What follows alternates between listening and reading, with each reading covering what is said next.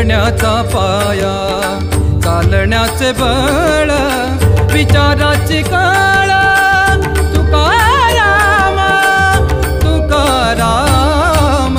जगण्याचा पाया, चालण्याचे बळ, जगण्याचा पाया.